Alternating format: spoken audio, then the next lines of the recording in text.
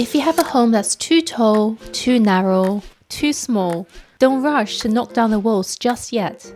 You can create optical illusions using only lines that trick the eye, making a room feel larger, taller, or more balanced. Hi, I'm BaiXu, a licensed architect.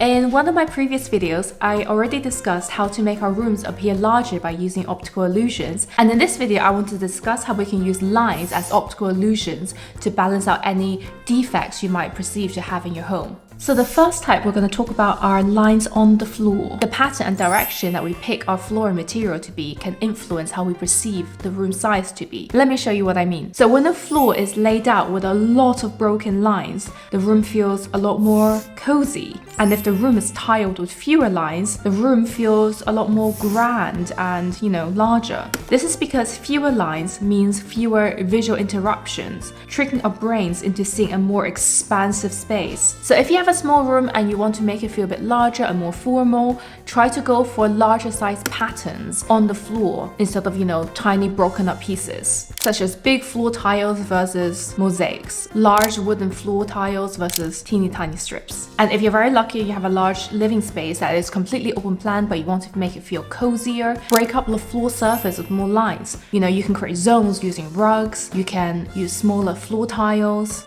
Floors with stripes running lengthways can make a room seem longer and narrower, and in contrast, when stripes run from side to side, it can make a room seem wider. So, if you have a really long, narrow corridor, consider adding horizontal lines to make it look less narrow.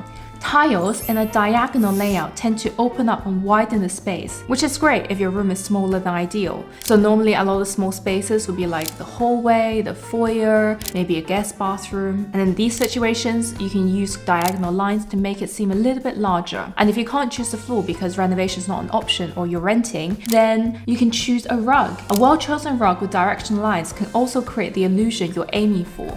If you ever feel like your ceiling's a little bit too close for comfort, there's a simple trick designers use to create the illusion of more height in the space, and that is vertical lines. Vertical lines draw the eye upwards, making your space feel taller and airier. You can achieve this look in several ways: floor to ceiling curtains, vertical stripes on wallpaper, uplighting your plants, tall narrow bookshelves that run all the way to the ceiling, or decorating your walls with vertical art, putting vertical stripes on your curtains. And if your room feels a little bit too tight and narrow, or maybe the ceiling is a little bit too high, you can use horizontal lines to correct this visual imbalance. Horizontal lines visually stretch a space, feeling it more expansive. So in tight spaces, you can use long and low furniture pieces. If you opt for furniture with long and low profiles, like bookcases that run horizontally instead of being broken up by vertical sections, this would create a continuous line that expands the visual width of the room. If you choose a rug with a horizontal pattern, the lines will guide the eye across the room, making it feel much wider. And for rooms with a really high ceiling, you can use horizontal wall paneling to bring the ceiling down visually, which creates a cozier atmosphere. Or you can add in moldings or add in more horizontal lines on top and then paint the top of the ceiling to also bring the perceived height of the space down a little bit.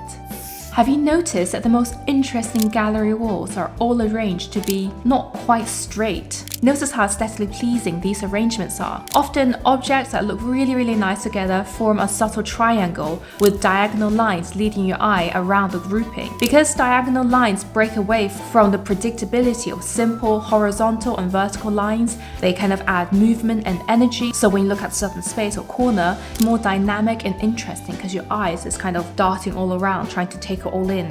Sometimes it's also nice to break up a space with some curvy, organic lines. The most impactful way of using curvature in a space is by leveraging the existing architecture. So think vaulted ceilings, arched windows, or curved walls with a soft aesthetic. But obviously, not everyone is creating their home from scratch. So then we can introduce a curvature in interior design of a space instead to add the same soft, welcoming, cozy aesthetic. So think like circular rugs, rugs, ottomans or couches with rounded edges, and furniture with arched silhouettes. These slightly curved elements all introduce softness and visual interest to a space and break up the kind of harsh, angular edges we often have without, having to do any real changes to the building fabric. Designers use leading lines to strategically direct your gaze. These are visual paths you create using elements like furniture, rugs, or even light and shadow. Just like a photographer guiding the eye in a picture, you can use leading lines to draw attention to a specific spot in your room. Basically, if there's anything in your home that you want to emphasize,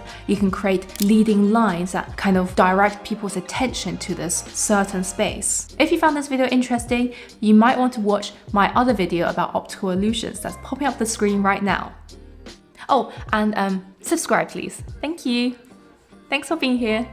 Bye.